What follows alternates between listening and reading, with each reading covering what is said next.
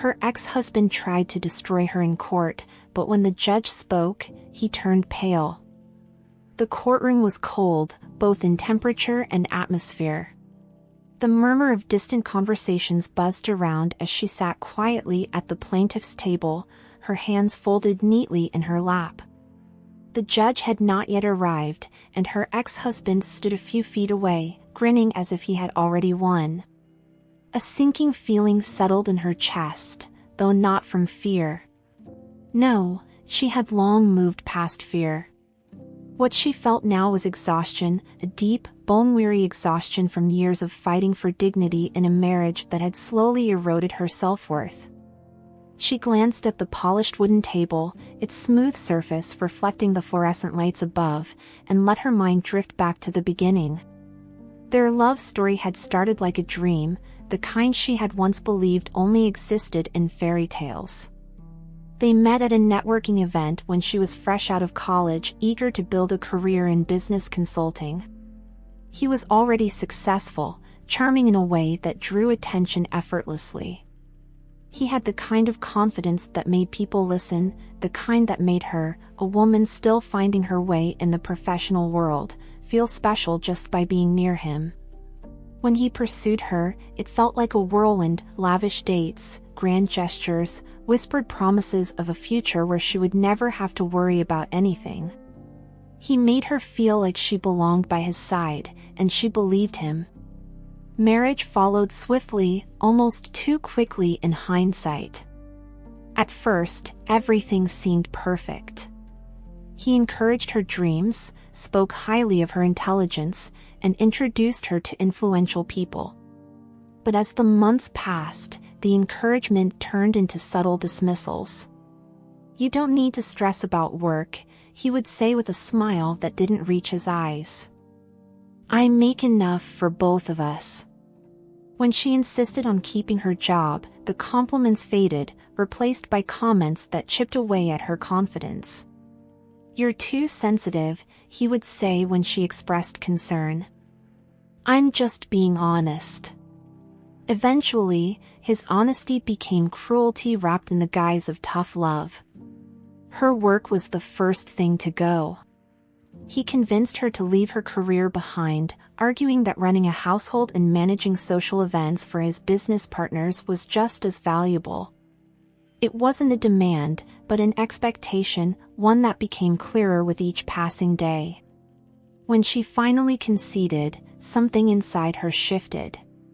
She told herself that sacrifice was part of love, but deep down, she felt like a bird who had willingly walked into a gilded cage. What she didn't realize then was that the cage would soon lock. As she sat in the courtroom, waiting for the proceedings to begin, she forced herself to suppress the emotions that tried to claw their way to the surface. The past was just that, the past. Now, she had to focus on the present. She could feel his gaze on her, filled with condescension. He still believed he held all the power. But what he didn't know, what no one in this courtroom knew yet, was that today would not go as he expected. At first, the shifts in his demeanor were small, almost imperceptible. They crept into their marriage like vines overtaking a once beautiful garden, wrapping tightly around every aspect of their life. He would sigh when she spoke too much about a book she was reading, roll his eyes when she shared ideas about returning to work, or casually dismiss her thoughts on business strategies. "That's cute," he had said once when she suggested an investment opportunity. "But leave the serious decisions to me." His words, always delivered with a smirk, made her question herself. Was she being too sensitive? Was she overanalyzing? His need for control extended beyond conversations. Their finances, once something they had discussed openly, became a topic she was slowly excluded from. When they were newlyweds, he would ask for her opinion, show her financial statements, and talk about his plans. But over time, those conversations stopped. "It's complicated," he would say if she asked. "Don't worry about it." Eventually, Her credit card was nothing more than an extension of his name, her access to their finances granted only when he deemed it necessary. She still lived comfortably, lavish vacations, designer clothes, extravagant parties, but she no longer felt in control of her own life. The most painful part, however, was how he treated her in public. He played the perfect husband in front of their friends, charming and attentive, always quick to boast about how lucky he was. But behind closed doors, that warmth faded. At parties, if she made a joke he didn't find amusing, he would subtly degrade her in front of others. "You're adorable when you try to be funny," he would chuckle, ensuring that everyone else laughed along. If she disagreed with him, he would brush her off, his words laced with condescension. "Sweetheart, I know you mean well, but you don't understand these things." It wasn't until years later, when she looked back, that she realized the extent of the psychological cage he had built around her. Every decision he made chipped away at her independence, until she barely recognized herself. But no matter how much he tried to convince her otherwise, she was not weak. That part of her, the one he had tried to suppress, was still there, waiting for the right moment to break free. The night it all shattered was supposed to be like any other. They had been invited to a charity gala, an event filled with powerful executives and their spouses.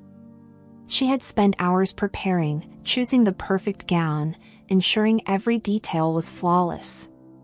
But as they stepped into the ballroom, she could feel the weight of his expectations pressing down on her. She knew the rules: smile, nod, speak when spoken to. At dinner, an older gentleman seated beside her asked about her interests. It was a simple question, one she hadn't answered honestly in years. Something inside her stirred, and before she could stop herself, she spoke about her past, about her passion for consulting, about the job she had given up. The gentleman listened intently, seemingly impressed. But across the table, her husband's grip on his wine glass tightened. Later that night, as they left the event, his anger boiled over. "Do you have any idea how foolish you sounded?" he hissed, his voice low enough so only she could hear. "You embarrassed me in front of people who actually matter." She tried to protest, to tell him she had only spoken about her past, but he wouldn't listen. "You don't contribute to anything, and the one time you open your mouth, you make a fool of yourself."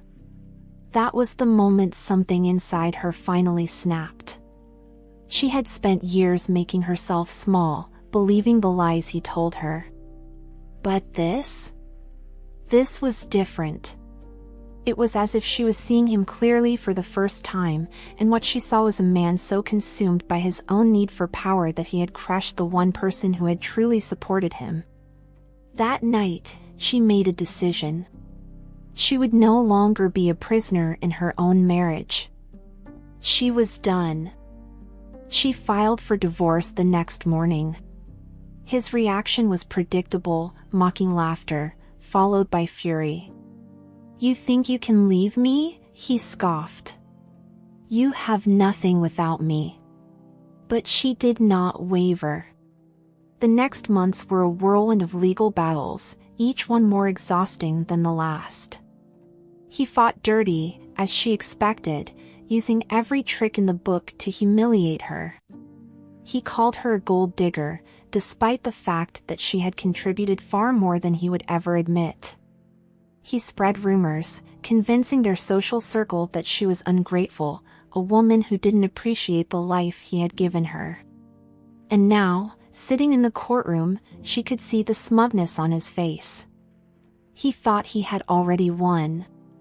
But what he didn't know, what no one knew, was that she had come prepared. As the trial began, his lawyer wasted no time tearing into her. "Mrs. Randall was nothing more than a socialite, living off my client's generosity," he said confidently. The judge listened in silence, while the spectators murmured. Her ex-husband smirked, arms crossed, watching her crumble under his attorney's carefully crafted words. But she did not crumble. Instead, she simply sat back, waiting. Because she knew what was coming next.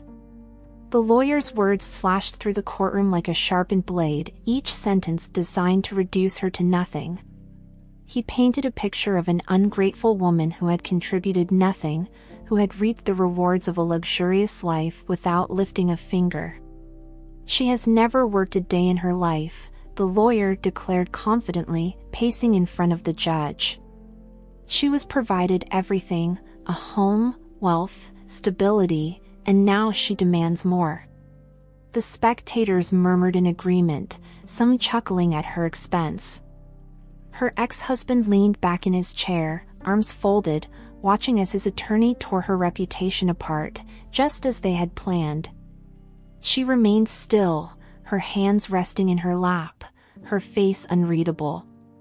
She had expected this, anticipated it, even.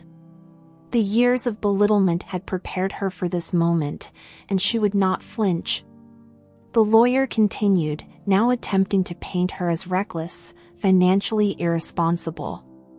She spent thousands of dollars on frivolous things, designer clothes, extravagant vacations, all on my client's hard-earned money. The judge's expression remained neutral, but she noticed something in his eyes, a flicker of impatience, perhaps even skepticism. Her turn to speak would come, but for now, she let them talk. Let them dig their own grave. She had expected little support from the people who once smiled at her at charity galas, who had toasted to her happiness at dinner parties. Still, it stung when familiar faces took the stand, one after another, parroting the lies her ex-husband had carefully fed them. A former friend, someone she had confided in countless times, testified that she had always been a little lost without her husband's guidance. Another woman, one she had known for years, smirked as she claimed she was never interested in business, never took an active role in anything important. Each statement felt like a fresh wound, yet she refused to let it show. What hurt the most was the way they spoke about her as if she were a fragile thing, as if she had been a mere accessory in her own marriage. None of them mentioned the sacrifices, the long nights she spent organizing his business affairs behind the scenes, the times she had defended him when no one else would. No one spoke of the quiet strength she had carried throughout their years together. But she knew the truth, and soon, so would everyone in this courtroom. She clenched her hands beneath the table, waiting, biding her time. The moment to strike was near. Her ex-husband, emboldened by the favorable testimonies, took the stand with a theatrical sigh, as if exhausted by the mere need to defend himself. "I gave her everything," he said, shaking his head in feigned disappointment. "I built a life for us, and she simply enjoyed it. There's nothing wrong with that, but to claim now that she deserves a share of what I worked for? It's absurd." He turned to the judge, his voice dripping with conviction. "Your Honor, I was the one who handled our finances, who built my company from the ground up." She never even read a financial report in her life. She nearly smiled at that. The audacity of his lies was almost impressive. He truly believed he had buried every trace of the truth, that his version of events would be the only one remembered. He had spent so many years controlling the narrative that he failed to consider the possibility that she had receipts of her own. He had underestimated her, and that would be his downfall. As he continued, confidently spinning his web of deceit, she caught the judge watching her. Not him, her. And that was when she knew. The shift had already begun. The judge adjusted his glasses, his gaze flickering between her and her ex-husband, his expression unreadable. "Mr. Randall," he said finally, his voice carrying a weight that made the room go silent, "you've made bold claims today." Her ex-husband nodded, clearly expecting further validation. Instead, the judge continued, "And yet, I see little evidence to support them. Accusations without proof hold no weight in my courtroom." The smug expression on her ex-husband's face faltered just slightly, but he quickly recovered, flashing his signature confident smile. His lawyer jumped in, attempting to redirect the conversation, but the judge raised a hand to silence him. "Mrs. Randall," he said, turning his full attention to her now, "I assume you have something to say in response." The moment had arrived. She sat up straighter, meeting the judge's gaze, and for the first time since this trial began, she allowed herself to truly speak. "Yes, Your Honor," she said, her voice steady. "But before I do, I'd like to submit some documents into evidence." She reached into her folder and pulled out the first stack of papers. The courtroom, which had been filled with murmurs only moments ago, fell into a hushed anticipation. Her ex-husband's smirk returned as she handed the documents to her lawyer, who walked them over to the judge. "What is this supposed to prove?" he scoffed, leaning back in his chair with the air of a man who had already won. His arrogance was almost comical, considering what was about to happen. The judge flipped through the pages, his brow furrowing slightly as he read. The silence stretched longer than expected, and the room's tension thickened. Her ex-husband's confidence wavered for the first time. "Your Honor," he prompted, his voice less assured than before. The judge looked up, his expression unreadable. "These are financial records, Mr. Randall," he said slowly. "Records that indicate your wife played a significant role in your company's success, far more than you claimed." Her ex-husband's face drained of color. "That's ridiculous," he said quickly. "She doesn't even understand business." But now, people were paying attention. The murmurs in the courtroom had shifted. No longer mocking, now intrigued. Now suspicious. The judge placed the papers down with a deliberate motion. "Mrs. Randall," he said, turning back to her, "I think you should continue." And so she did. As she stood, the weight of years of silence lifted from her shoulders.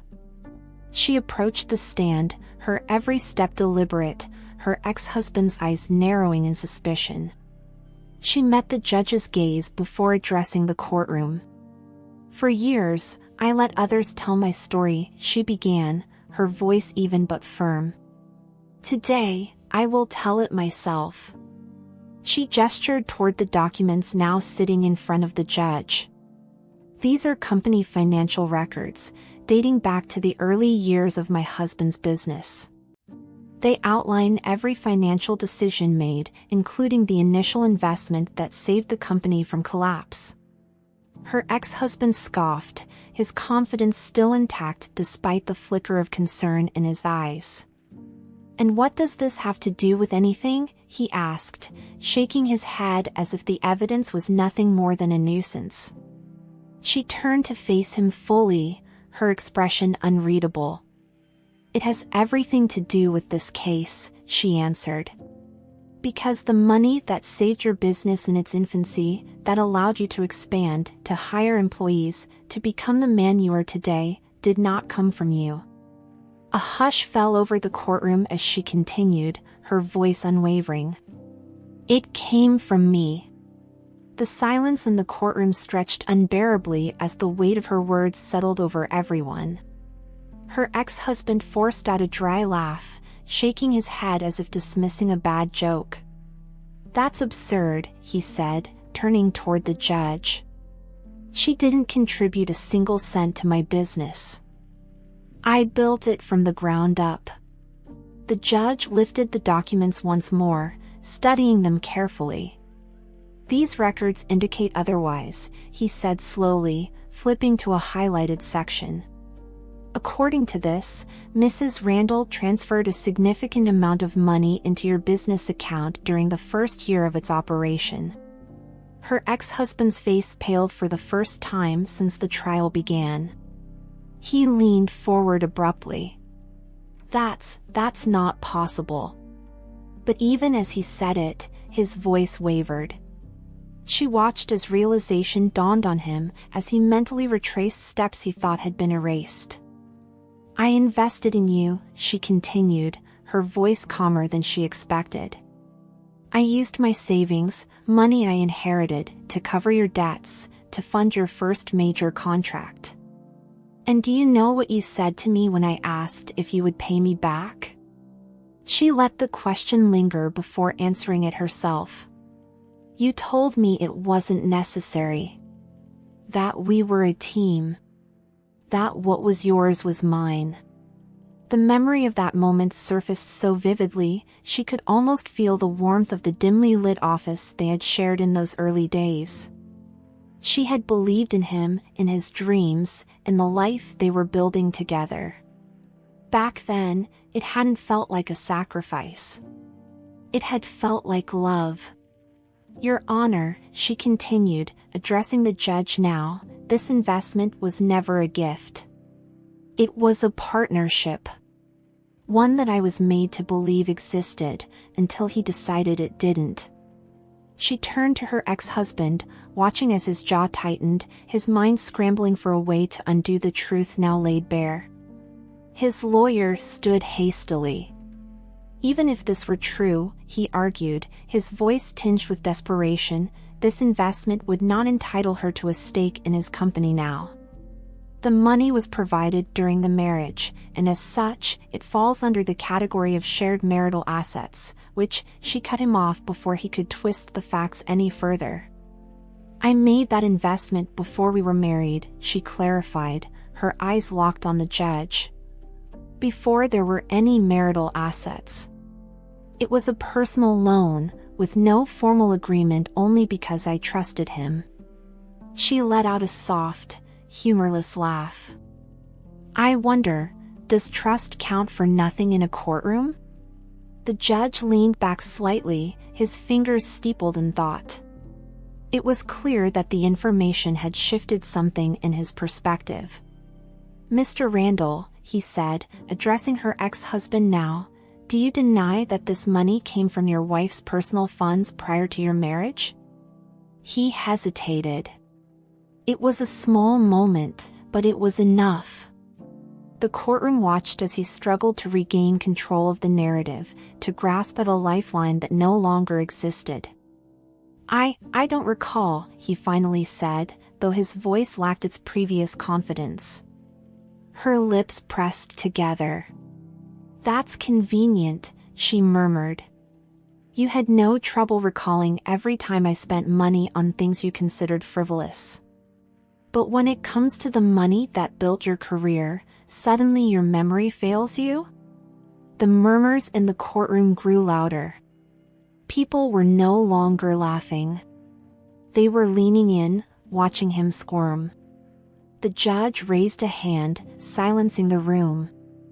I think, he said carefully, that we need to take a closer look at these financial records before proceeding with any final judgments. He turned to her. Mrs. Randall, do you have anything else to submit? She smiled faintly. Actually, I do. She slid another document across the table. This time, it was not a financial statement, but an email, one he had written years ago, in which he had thanked her for the investment, for believing in him when no one else had.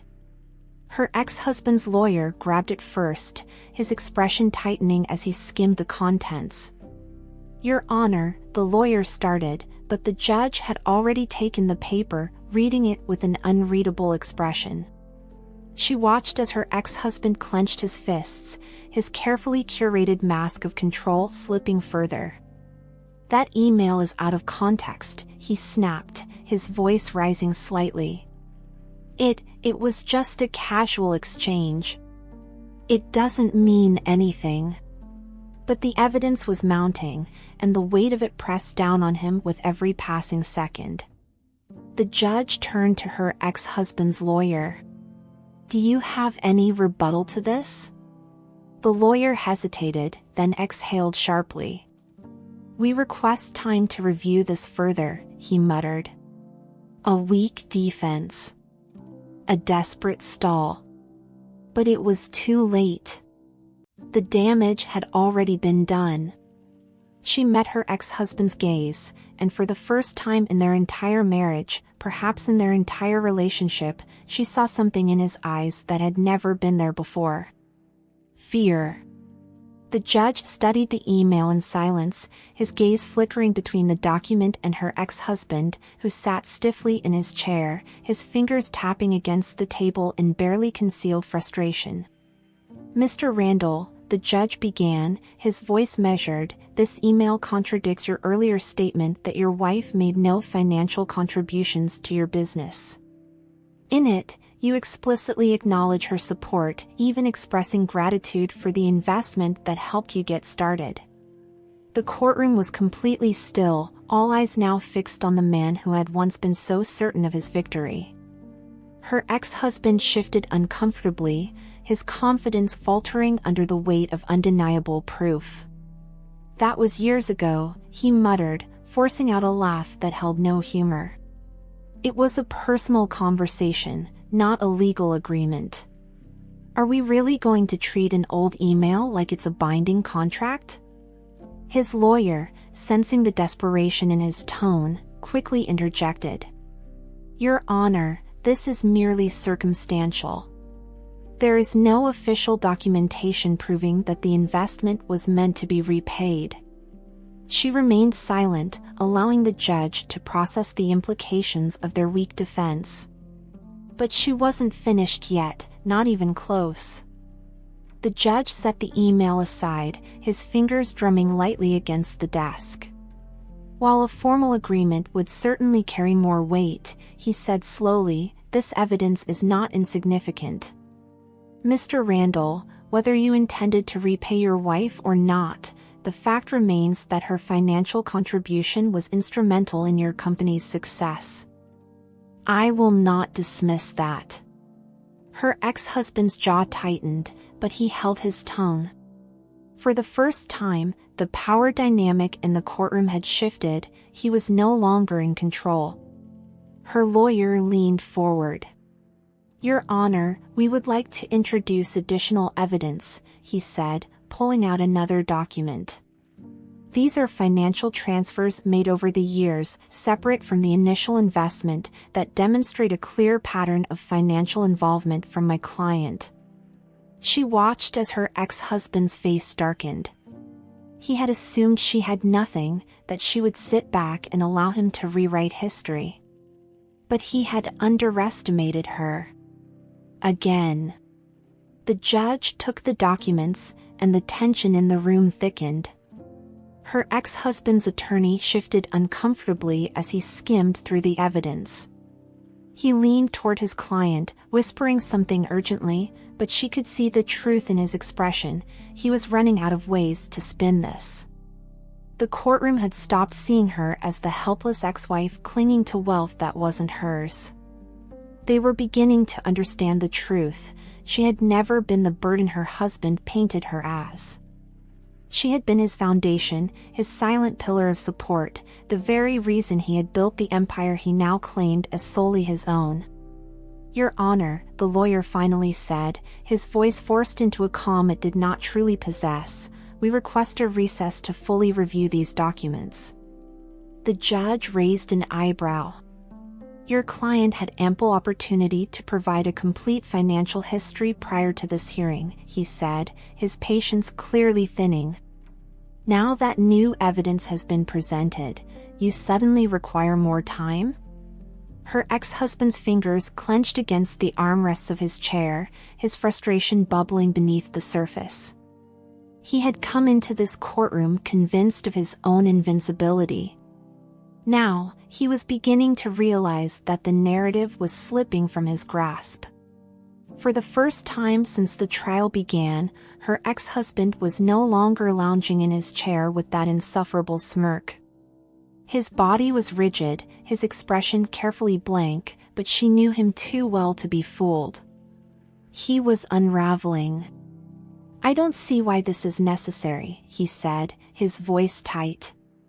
"Yes, she contributed, but she never asked for anything in return. If this was such a problem, why didn't she bring it up during our marriage?" His attempt at damage control was weak, and he knew it. She lifted her chin slightly. "Because I trusted you," she said, her voice quiet but unwavering. "I believed in what we were building together. I believed that I was valued, that I mattered. I was wrong." Her words cut through the courtroom like a blade, and the murmurs around them grew louder. The judge's gaze lingered on her for a long moment before he finally exhaled. "Mr. Randall," he said, his voice carrying a finality that sent a hush over the room, "it is becoming increasingly clear that this case is not as simple as you would like us to believe." He turned to her. "Mrs. Randall, please proceed with your testimony." She took a slow breath before continuing, her hands resting steadily on the table. "Your Honor, beyond financial contributions, I was also actively involved in the operations of his company in ways that were never formally acknowledged. I handled logistics, organized investor meetings, even stepped in to manage crisis situations when my husband was unavailable." She turned to her ex-husband now, her eyes locking onto his. "How many late nights did I spend going over contracts you didn't have time to read? How many business dinners did I attend, smiling and making connections that helped grow your company?" Her ex-husband's lips parted as if to argue, but he hesitated. The weight of the truth was crushing down on him, leaving him momentarily speechless. The judge took a deep breath and leaned forward. "Mrs. Randall, based on the evidence presented today, it is clear that your role in this marriage, and in your husband's business, was far more substantial than originally portrayed. Before I proceed with a final ruling, I would like to thoroughly examine these financial records." He glanced at her ex-husband. "Mr. Randall, I suggest you prepare yourself. This case is far from over." Her ex-husband swallowed hard, his face ashen. The tide had fully turned, and for the first time, he realized he might actually lose. Her ex-husband shifted in his chair, the weight of the judge's words pressing down on him. The arrogance he had worn like a shield was beginning to crack, but still, he fought to maintain control. "Your Honor, I never denied that she was supportive," he said, forcing a smile that no longer held its usual charm. "But support in a marriage isn't the same as ownership. She was my wife, not my business partner. I made the decisions. I took the risks. I built this company with my own hands." His voice rose slightly, his desperation showing through despite his attempt to sound composed. She let him speak, knowing that every word he uttered only dug his grave deeper. "You built it?" she asked, her tone measured. "Tell me, was it you who negotiated your company's first major contract? Or was it me, sitting in that conference room, convincing investors that your vision was worth believing in?" She turned to the judge. "That contract was what put his company on the map. I have the emails, the correspondence, the proof. He may have taken the credit, but I was the one who made it happen." The judge's eyes darkened slightly as he turned to her ex-husband, waiting for his response. He had none. Her lawyer placed another document on the table, sliding it toward the judge with a steady hand. "This," he said, "is a letter from one of the company's earliest investors. In it, he explicitly states that he only agreed to fund the business because of my client's involvement. He refers to her as the true strategist behind the company's expansion."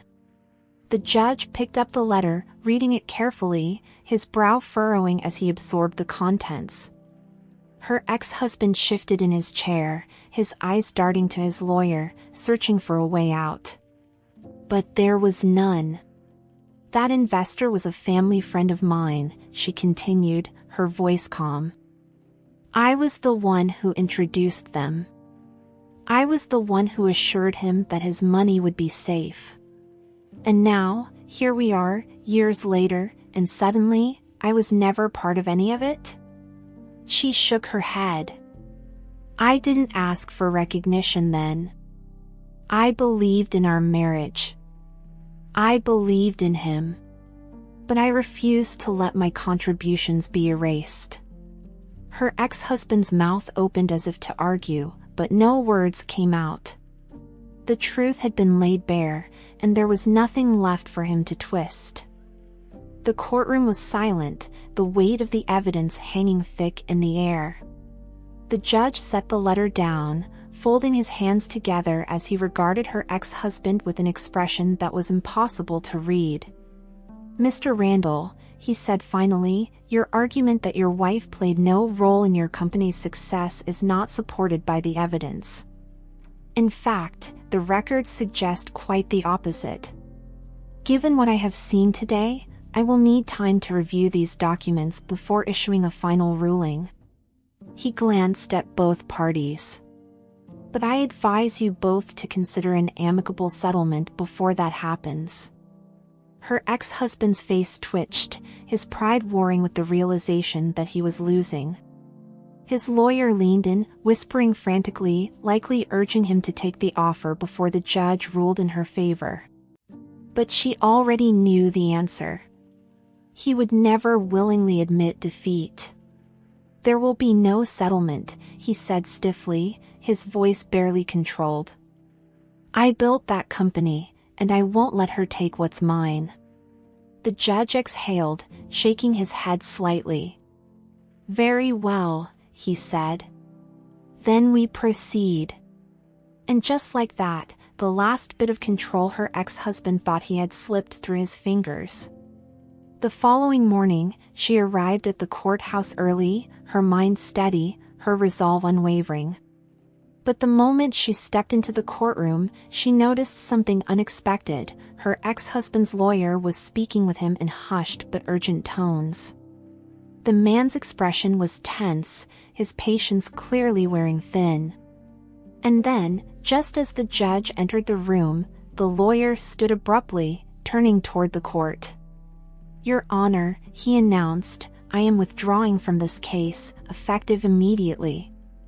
A ripple of shock spread through the room. Her ex-husband's head snapped toward his lawyer, his face contorted with disbelief. What? He hissed. You can't just, but the man simply straightened his tie, refusing to meet his client's furious gaze. I have an ethical responsibility, he said. And given the evidence that has been presented, I can no longer represent this case in good faith. The judge barely reacted, as if he had seen this coming all along. Understood, he said.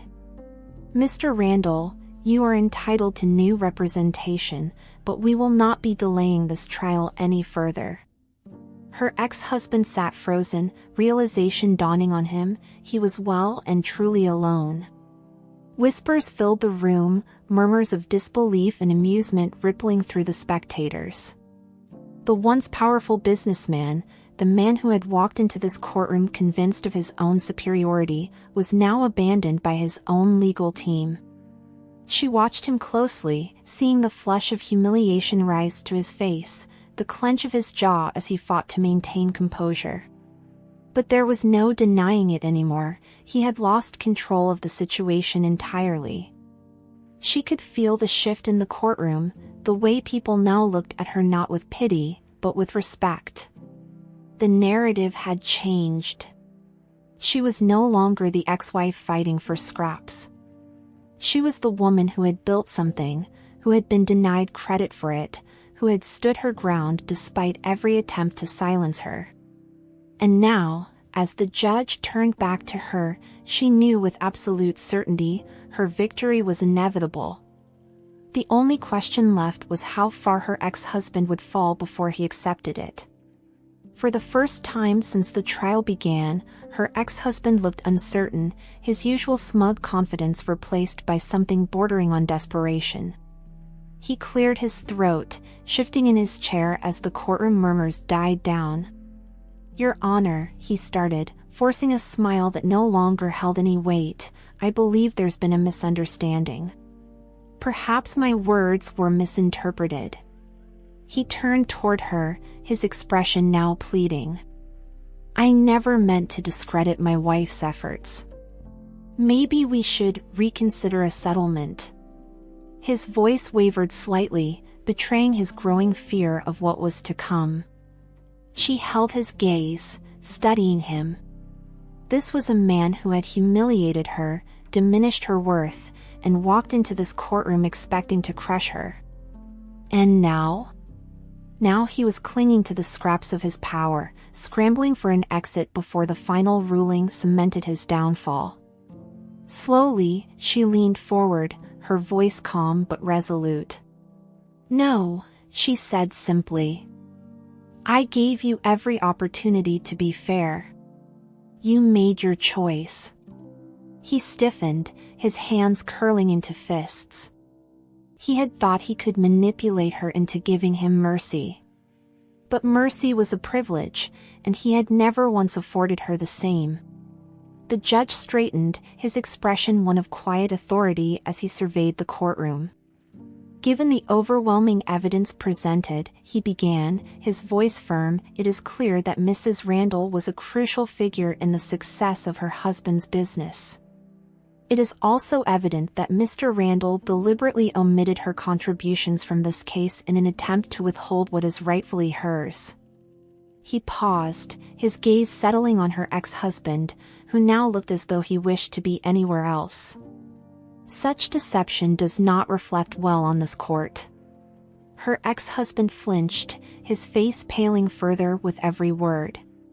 "As such," the judge continued, "I find that Mrs. Randall is entitled not only to her fair share of the marital assets but also to financial compensation for her role in the company's development. Furthermore, due to the misrepresentation of facts, I am ordering a thorough audit of the business records to ensure complete transparency." A heavy silence filled the room as the judge's ruling settled over them. She could feel the weight of victory pressing into her chest, the years of being silenced finally coming to an end. Her ex-husband sat motionless, his entire world crumbling around him. The reality of the verdict hit him like a physical blow. His mouth opened as if to protest, but no words came out. The once untouchable businessman, the man who had walked into this trial certain of his victory, now sat before them completely defeated. His entire persona, the confidence, the charm, the superiority, had been stripped away. "This isn't fair," he muttered under his breath, though even he didn't sound convinced of his own argument. His fingers gripped the edge of the table, his body rigid as the courtroom murmurs resumed. She watched as the weight of his own actions came crashing down on him. He had spent years believing he could rewrite history, that he could diminish her to nothing while walking away unscathed. But now, as he sat there with no lawyer, no allies, and no control, he finally understood he had done this to himself. And no one, not even the judge, would save him from the consequences. As he slumped slightly in his chair, staring blankly at the documents before him, she felt no satisfaction in his suffering. She only felt relief. Because, at long last, the truth had won. As the courtroom emptied, she remained seated, allowing herself a moment to breathe. It was over. The battle, the humiliation, the endless struggle to be seen, it was all behind her now. But just as she was about to gather her things, she heard his voice. "Wait." She turned slowly, watching as he hesitated, his once proud posture now uncertain. He trailed off, rubbing the back of his neck, clearly struggling with words that had never come easily to him. I didn't think it would turn out like this. She arched an eyebrow. You didn't think the truth would come out? She asked, her tone neutral. He let out a dry laugh, shaking his head. I thought I could fix it before it got this far. He exhaled sharply, his gaze flickering away. I was wrong. There was something almost human in his voice now, something stripped of the arrogance that had defined him for so long. I lost everything today. She studied him for a long moment before finally responding. No, she said quietly. You lost it a long time ago. Today, you just realized it. She stepped outside the courthouse, the cool air washing over her as if cleansing the weight of the past. For the first time in years, she felt truly free. There was no bitterness in her heart, no lingering anger, only peace. She had walked into that courtroom as the woman he had tried to break, but she walked out as the woman he could never again silence. As she made her way down the courthouse steps, she allowed herself a small, knowing smile. Life stretched before her, unwritten and full of possibility. She had fought for her dignity, for her truth, and she had won. And now? Now it was time to build something new, not for him, not for anyone else, but for herself. With her head held high, she walked forward, never once looking back.